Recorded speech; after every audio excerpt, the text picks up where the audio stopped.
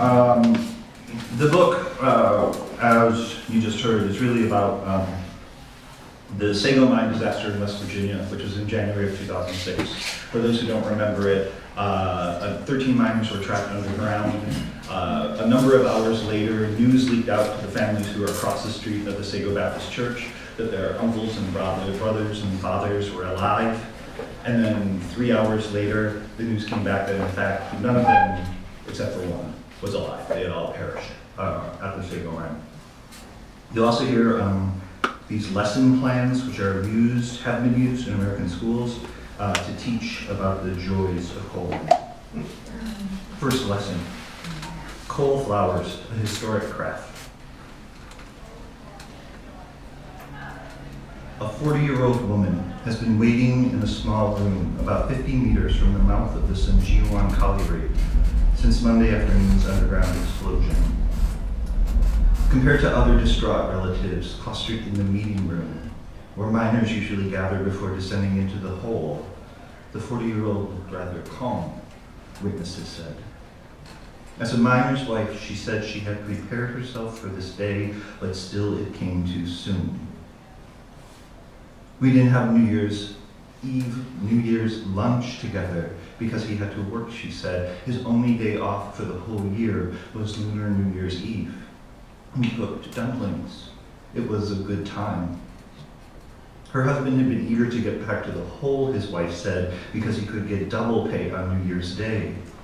She said she was not particularly sad, but she feared the scene when the dead would be brought to the surface and laid out in cold rows on the ground, awaiting identification. I have no language for my feelings, she said, and there's no way anybody else can understand it.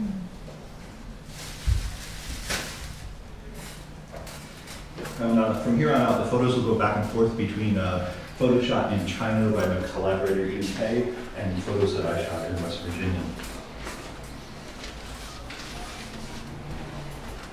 National standards. National Science Education Standards. Science as inquiry, K through 4, 5 through 8. Abilities necessary to do scientific inquiry. Physical science, 5 to 8. Properties of matter and changes in properties of matter. So I looked up at the clock, and the clock's right there when you go out the door. It was lightning real hard, thundering, and I opened the door and just meaning to beat the band, and I shut the door and went that crack of thunder. My boss, Skip, or James Scott's his name, he looked at me and George and he said, "That felt like an explosion." That's exactly what he said. Open trucks filled with coffins made their way from mine to moor through the streets of Fuxing, the freezing air thick with coal dust and smoke from paper money burned in offering. Throughout the day, convoys of buses carried mourners bundled against the cold into a cemetery sealed off by security. Zhang Weiwo, a miner for more than 30 years, was the first to be cremated. I touched his forehead, checked his teeth, took off his shoes, and looked at his toes. It is him, but he is dead, his widow was quoted as saying. It's a very long book, so I'm just going to run through some of the slides so you can see them hopefully from the back, and then read a few more sections. So they go back and forth between West Virginia and photos from China.